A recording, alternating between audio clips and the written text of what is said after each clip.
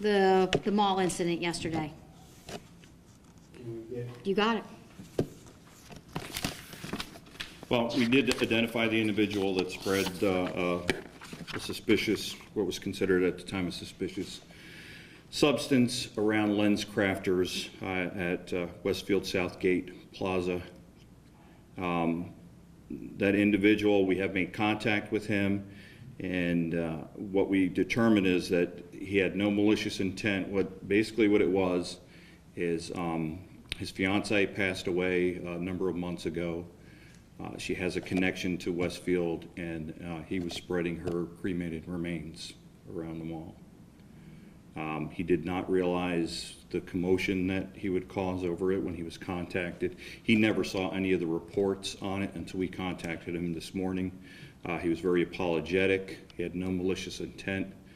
We don't anticipate any charges on our end from this incident.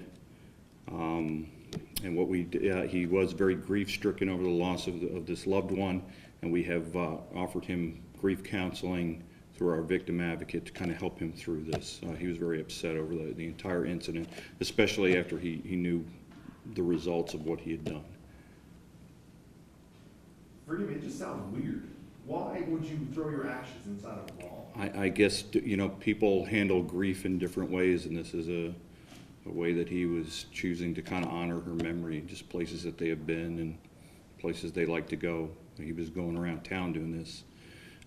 We actually have video of him just kind of casually spreading it around. Wasn't like he, you know, spread it around and was yelling at people or anything. He just kind of sprinkled some of her ashes on the floor.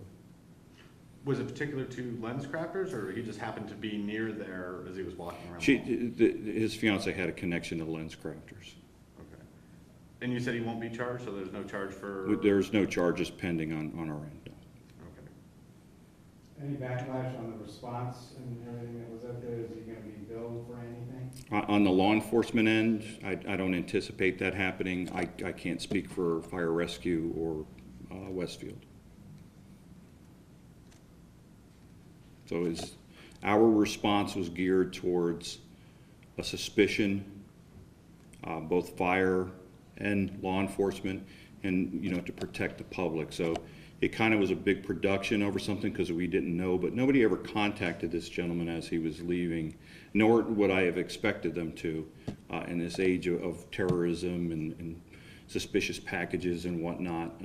So nobody ever really contacted him going out the mall. And of course, once we get there with, you know, powdery substance, and, you know, there's a history of that in this country. You know, the thing that we did was lock everything down, try to make everybody safe, and then adjust from there. So a lot of resources were spent, but I think it was only in the interest of public safety. Did he contact you after seeing this or something? How did you all come? We were able to identify him through interviews of people that saw him, and we made contact with him. Had he been aware of what had happened? At the time we contacted him, he did not know. Are you proud of your response from yesterday?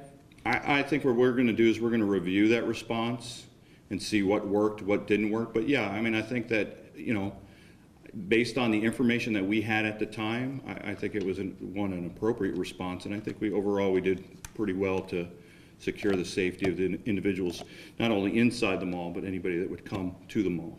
Yeah, as a department head, absolutely. We did the right thing. We followed our protocols. We have to do that. We have an obligation to protect the public. And in this instance where you have a white powdery substance that's being reported spread in a mall, which is, like the lieutenant said, this is not an unusual thing that hasn't happened before in our history. And we have an obligation to ensure that we keep all the public as safe as possible. And that's what we did. And that's why we shut down the mall. We followed our protocols. We worked with the fire department. We even brought the FBI in.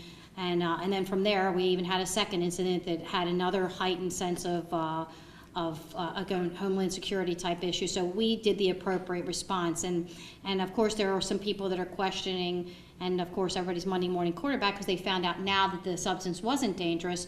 But at the time, we didn't have all of the information. We have an obligation to ensure that we identify the substance, keep everyone safe as possible. So I think our response was the appropriate one yesterday.